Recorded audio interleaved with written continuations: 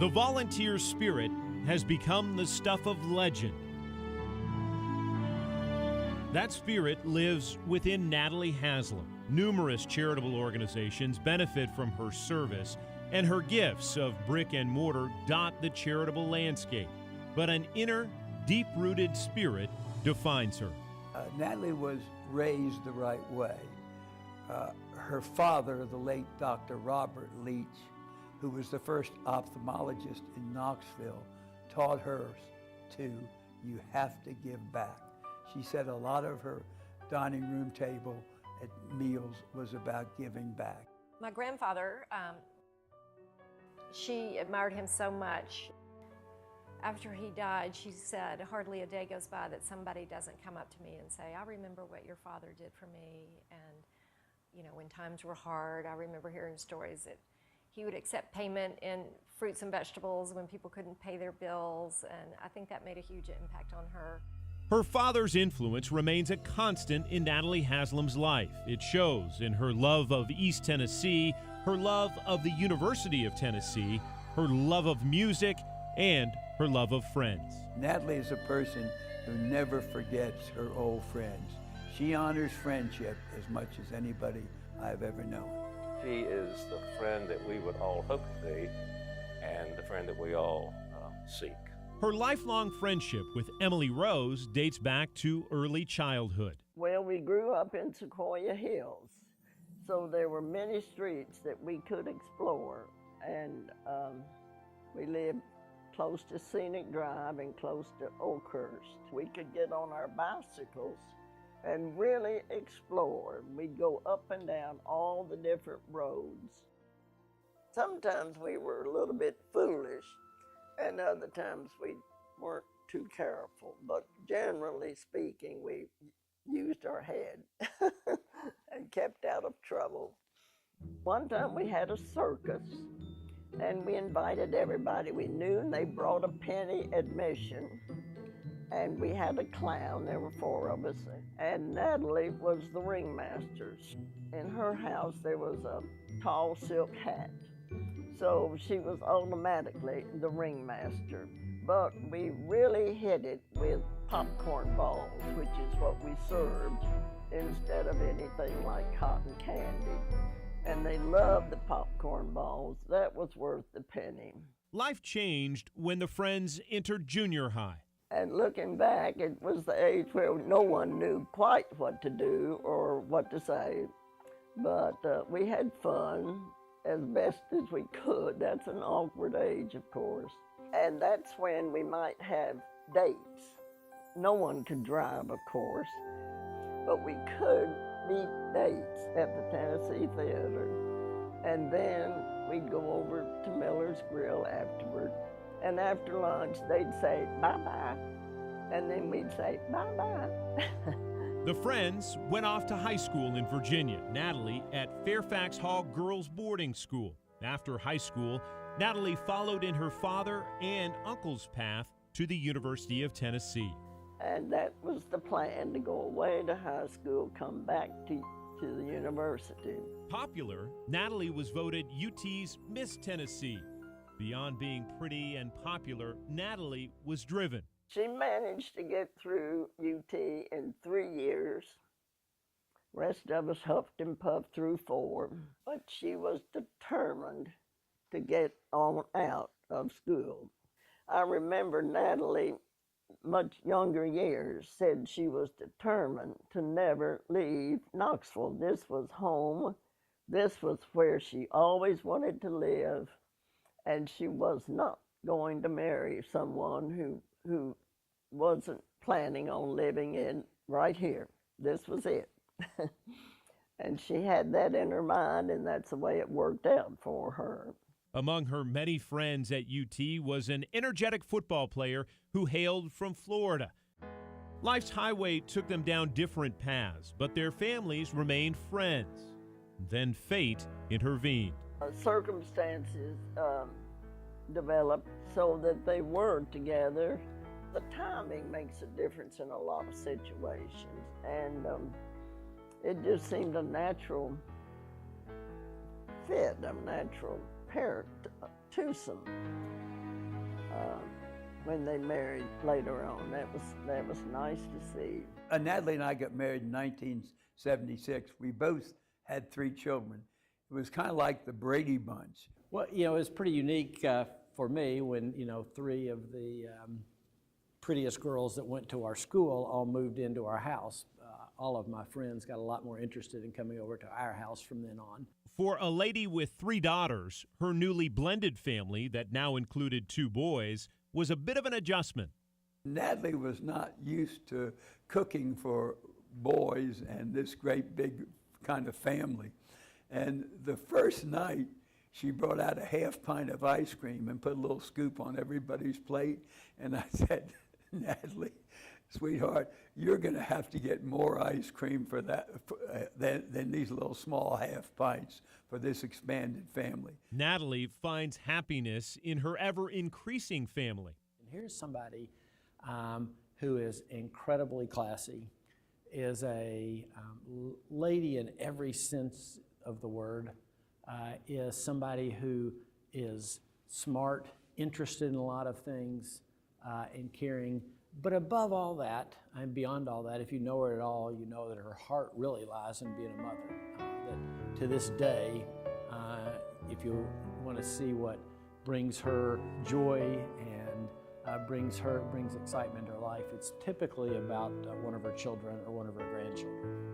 She loves Thanksgiving, partially because it's not commercialized, and it's just about being together and celebrating our blessings. And thanks to them, we have so many. Jim and Natalie became a team with a lasting impact on the philanthropic landscape of East Tennessee. They are a team. They're absolutely a team. It is always difficult to think of Natalie apart from Jim or Jim apart from Natalie. Part of the magic of what makes them work is that they love each other so much that the things that the other one loves becomes important to them. There's a saying, love the things that your loved one loves, and they do that very well. Well, I call him Hazzy. Well, Hazzy has always talked about sports and the importance of teamwork and how it's important. Organized sports teaches you to be a part of a team. And the greatest example of teamwork that I've ever seen is their marriage. Did you mean earlier that Natalie's biggest challenge was working on Jim? Is that what you meant? Bringing him around to the arts and things like that. One of the things that she has been very successful at is bringing Jim along to, I think, well, I was going to say appreciate music, but I think actually love music as well. Not as well as football, but a lot. And it's his love for Natalie that has, I think, added this dimension to his life. Besides husband Jim's ties to sports, Natalie's uncle John Walker Leach played at UT from 1905 through 1908, was an All-American. I knew that her husband played football, Natalie's husband played football, but I did not know her uncle was on a football team in the early 1900s. So her connection to UT is pretty close. Now that Jim and Jimmy have a strong interest in the Cleveland Browns of the National Football League, I would put it this way. They are both first-round draft choices, but if I had the first pick, it would probably be Natalie. Indeed, they are a team, but Natalie is her own woman.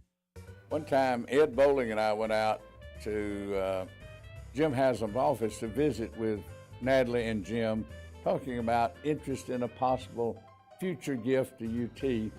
And we men folks were addressing all of our comments to Jim. And at some point, Natalie said, Ed and Joe, when are you going to talk to me about what I'm interested in? And we've never forgotten that question. When good things show up in this community, Natalie has been a part of it. With special connection to the East Tennessee Historical Society, Natalie has served for many years on its board and has also served as the organization's president. And I can say from working with her at the East Tennessee Historical Society that she is a worker. She really, when she comes on the board, she works, she pulls her load. I've seen Natalie here working on fundraisers, sitting in the floor in a pair of blue jeans, spread out on the floor working with invitations. I've seen her do flowers. I've seen her carry heavy bags of sand. Natalie and I have a little joke. I call it the East Tennessee Hysterical Society. When I asked him why he wanted to give to the society, he said, well, Natalie loves the Hysterical Society, and I love Natalie. Well, that brought tears to my eyes, and saying it again today does the same thing. Over the years, so many area charitable organizations have benefited from Natalie Haslam's service. Well, first, she brought beauty and elegance to the Friends of the Smokies, but that's not enough said about Natalie.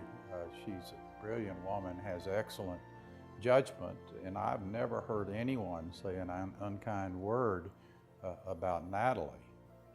And all of the organizations and all of the groups in which she participated have been groups in which this area was enhanced. And Natalie sets a good example for all of us on how to give back of her three resources: time, talent, and money. I've never heard her really speak badly about anyone. Well, sort of once, but he was a politician, so that probably doesn't count. My first impression of Natalie Haslam is that she is the true epitome of a Southern lady.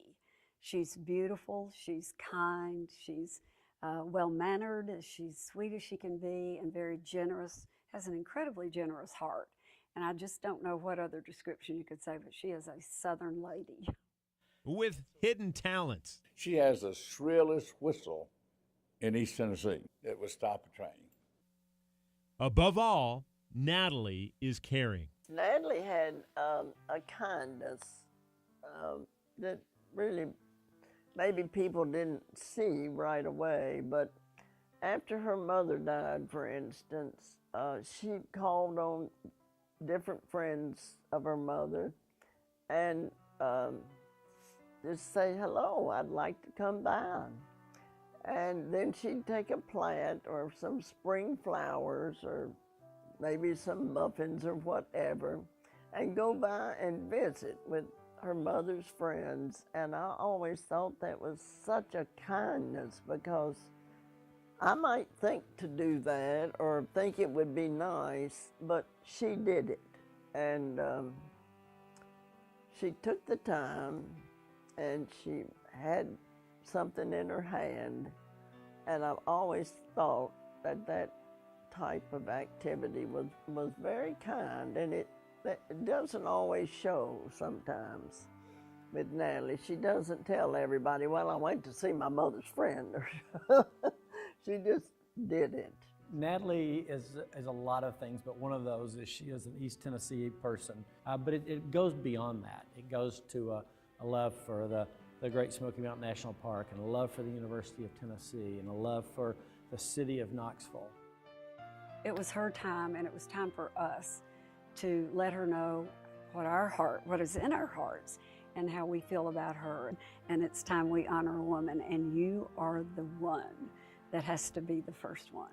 I am not surprised that Natalie was the first female honoree as East Tennessean of the Year. Natalie is a good friend, longtime friend, a friend I cherish. In fact, I'd like to say I probably haven't said it before.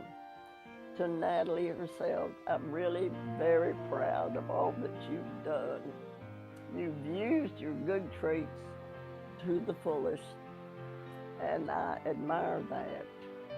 So that openness and that friendliness I cherish as part of my friendship with Natalie, along with the long-time memories and fun things that we did. And I didn't tell everything. Well, I would hate to think of what my life would be without Natalie Leach Haslam. She has made me the happiest person and the luckiest person in this world. Thank you, sweetheart. I love you.